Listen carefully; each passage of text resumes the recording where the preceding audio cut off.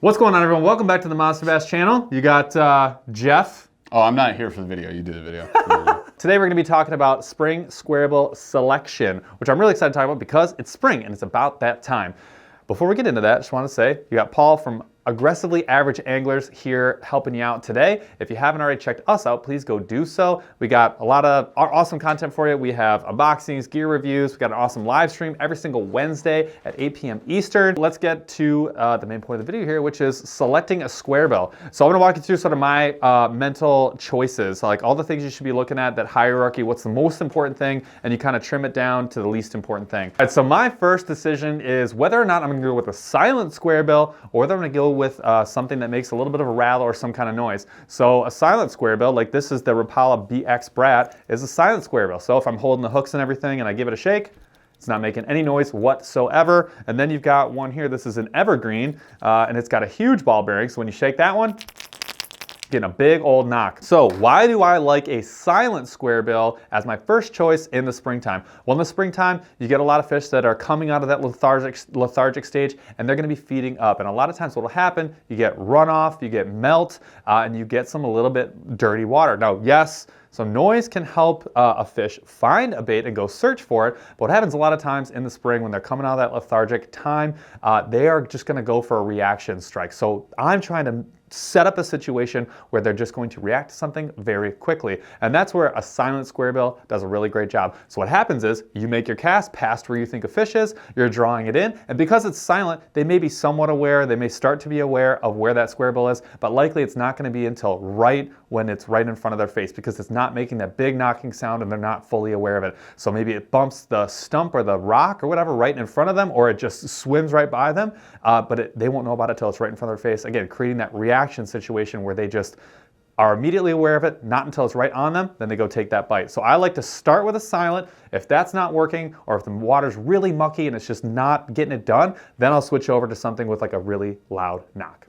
So the next decision is whether to go with a smaller Squarebill, like this one here from Arc, or this gigantic Squarebill, something with a lot bigger profile. I like to start in the spring with a bigger profile. Again, I'm going for a reaction strike. They are feeding up, so they're going to be really active in targeting those fish. And a lot of times, again, they're still coming out of that lethargy. It's going to sometimes take a whole stake floating down for them to commit, to expend the energy to go chase down that bait. So I like to start big and then go slightly smaller as the day goes by. Or again, if I'm not having success with something big, I'll start working my way to a smaller Squarebill. The next choice that I need to make is what kind of color and profile do I want to go with? In the spring, I like to start with a craw with a really bright red like this one. This is a Shimano Macbeth, really awesome, super bright red paint job. This is where I like to go to start with. Craws are great for springtime feed up. They're usually hanging down low, and this Macbeth does dig down to that 3 to 5 foot range. So if you can really get it down there and drive some cover, you're gonna have a lot of success. I like to start red, but I do like to stick with a craw pattern as my second choice. I'll choose something that's a light brown with some orange in it. This one you can tell doesn't have eyes, so you know craws are usually swimming with their tails backwards. So this does look like a craw that's moving, which is why it doesn't have the eyes painted on there. But really I'm after that brighter, lighter brown tan with some orange mixed in. Start with the red, go there.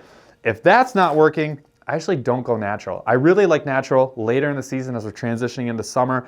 I'll choose something that's chartreuse, white, or purple after the craw. These tend to shine in darker water or stained water situations, which is where I find myself in the Midwest. So that's my third choice after the craw pattern. Now the last thing I want you to look at is choosing whether to go with a finesse Squarebill or whether to go with like a standard or even oversized Squarebill. One of my favorite springtime baits is the BX Brat, and you can see there's a hefty angle here and a really big Squarebill. That's deflecting off cover. The water may start to, maybe rising. I want this to dive down. This is a 3 to 5 footer, but I'm deflecting off all that new stuff that's in the river or in your lake that's been coming in from the ice moving in if you're up in the north. I want that for deflecting cover, and it's a really pretty moderate action. It's not gonna be a super tight wobble, but it's gonna give you a lot of action like a Squarebill does. Oh, I don't care. Jeff's in the background eating chips, so if I have to edit that out, that's on you. Yeah, just come in, have a bite, friend. I was hungry waiting for you to finish this video. It shows because you're eating.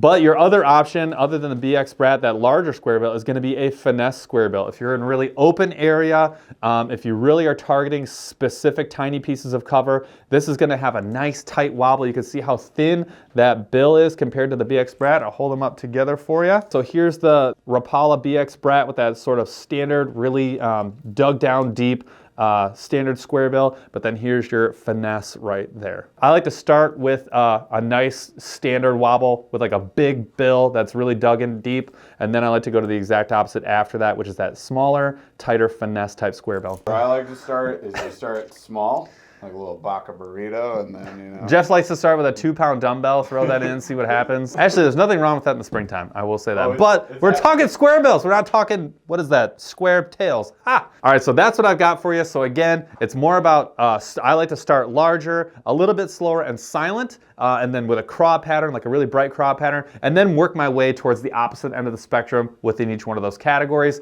and keep messing with things until you start seeing some chases, some follows, or having some catches. Then you know you're on the right track, and then keep going in that direction. Ultimately, you will find that pattern, and there are fish there. Even though the water's cold and it may seem impossible, there are fish there, and a square bill is an awesome, awesome bait. Probably my first choice. Early spring in the river, that's the way to do it. So that is selecting spring square bills. Thank you so much for checking out the video. Again, please, if you haven't already, go over, check out Aggressively Average Anglers. We do a lot of how-to tips, tricks, and gear reviews and unboxings and everything else that you can imagine for fishing. So please come check us out. And otherwise, have a good one. Thank you. Later.